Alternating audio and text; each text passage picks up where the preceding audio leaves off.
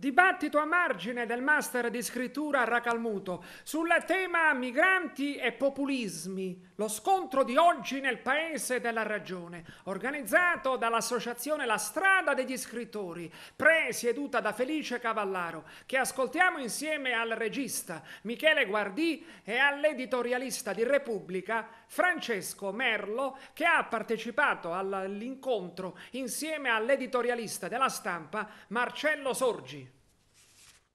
Con Francesco Merlo, Marcello Sorgi e Michele Guardì nell'atrio del comune di Racalmuto abbiamo realizzato una serata dedicata ai temi delle migrazioni e dei populismi, cioè lo scontro di oggi. Basta aprire tutti i giornali ed è questo di cui si parla. Lo abbiamo fatto come occasione di incontro extra master di scrittura che si tiene alla Fondazione Sciascia, quindi una serata dedicata a un tema attualissimo. E sono venute fuori delle proposte interessanti che riguardano la necessità che l'Europa tutta unita riesca a trovare una soluzione a questi problemi.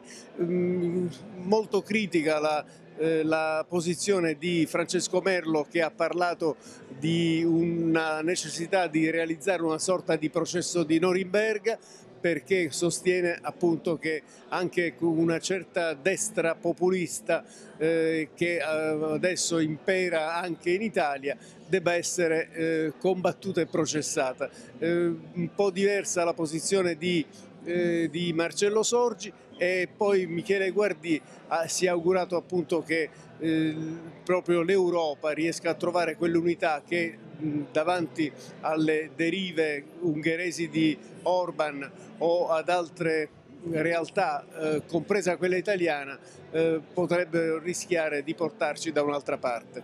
Siamo partiti dall'articolo 29 della Costituzione, abbiamo parlato di come la famiglia è individuata dentro la legge delle leggi. Ovviamente la storia è cambiato il mondo e quindi si è passato dalla strutturazione così come concepita in quell'articolo. Nei fatti è arrivata la legge sul divorzio, è arrivata la legge Cirinnà.